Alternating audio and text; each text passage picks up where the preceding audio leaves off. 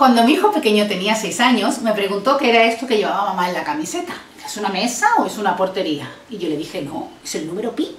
Y es un número muy importante para los matemáticos, porque sirve para medir los círculos. Teniendo en cuenta aquello que todos sabemos, o deberíamos saber, de que la longitud de una circunferencia es pi por su diámetro. Entonces el niño, la respuesta que me dio en aquel momento fue, ah, claro, por eso las pizzas se llaman pizzas, porque son redondas.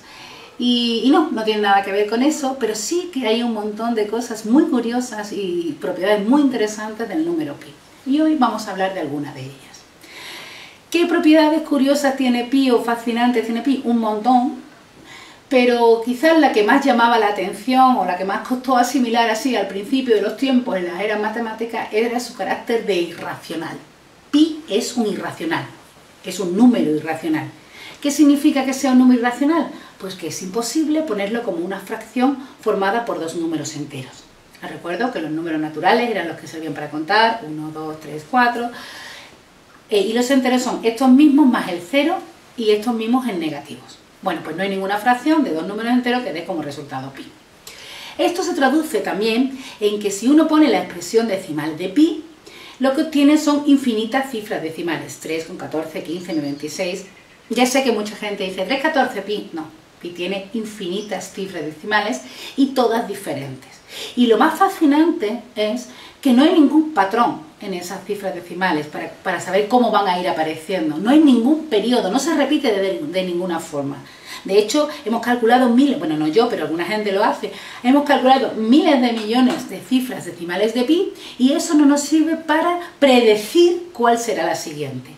Y esta dimensión infinita de las cifras decimales de pi debió agobiar mucho en el siglo XIX a los habitantes de Indiana en Estados Unidos, tanto que incluso intentaron legislar para hacer que por ley pi fuera 3,2 y ya está.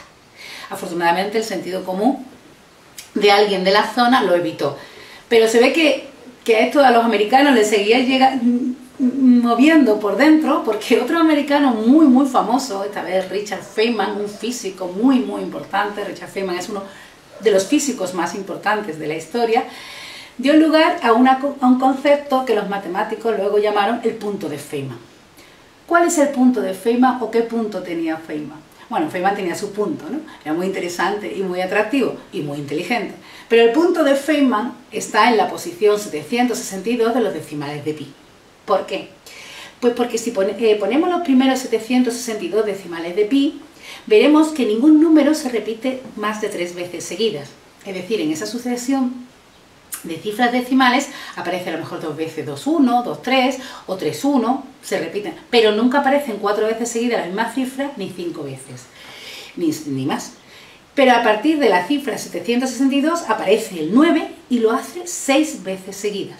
Entonces Richard Feynman bromeaba con esto, decía, a mí me gustaría poder recitar las 762 primeras cifras decimales de pi y cuando llegara a las 762 decir 9, 9, 9 y así hasta el final.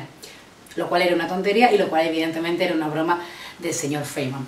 Pero aparte de esto, de la irracionalidad y de las cifras decimales infinitas de pi, hay otras cosas, otros hechos, otras curiosidades que sí me gustaría contarles de este número mágico, no es mágico, pero especial. Una de ellas tiene que ver con Egipto y con la Gran Pirámide de Keops, porque en la Gran Pirámide de Keops está pi, escondido. ¿Dónde está pi? Pues está escondido en la relación entre la altura de la pirámide y la longitud de su perímetro, que es un cuadrado. Y uno puede decir, pues vale, ahí está pi. Pero lo misterioso o lo llamativo es que los egipcios no conocían pi, porque si hubieran conocido pi, calcularían el área de los círculos usando pi, porque como todo el mundo sabe, el área de un círculo es pi por el cuadrado de su radio. Pero los egipcios no lo hacían así porque no conocían a pi. Entonces, ¿por qué está pi en la pirámide de Keops? ¿Vinieron los extraterrestres a hacer la pirámide? No. Hay muchas teorías, supongo que esa es otra bueno, no voy a decir de teoría, pero sí una tontería. Pero la teoría más plausible es que los egipcios para las alturas usaban una vara de medir, pero para dibujar los perímetros usaban una rueda. Y que el diámetro de la rueda era exactamente la longitud de la vara. Pues ahí aparece pi. no había ningún extraterrestre, sino una rueda.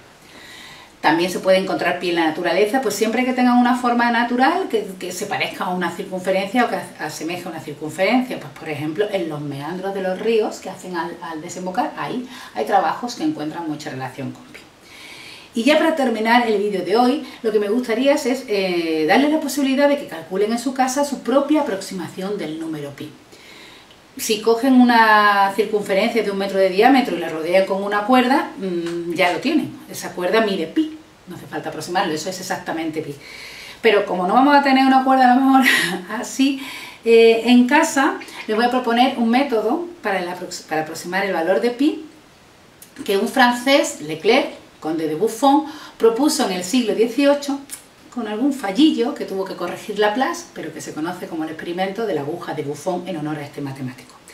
Para ello solo necesitamos un papel en el que vamos a pintar unas líneas paralelas y una aguja. Yo he tomado este cacharrito y lo que vamos a hacer es pintar las líneas paralelas a la misma distancia todas, este cachito nos serviría, y le vamos a poner a una distancia que sea el doble de la longitud de nuestra aguja. ¿De acuerdo? Pues el experimento consiste simplemente en quedarse con la aguja, la que mide la mitad de la longitud entre las líneas, y tirarla sobre el papel aleatoriamente. Y lo que vamos a hacer es contar cuando esa aguja cae sobre una de las líneas negras.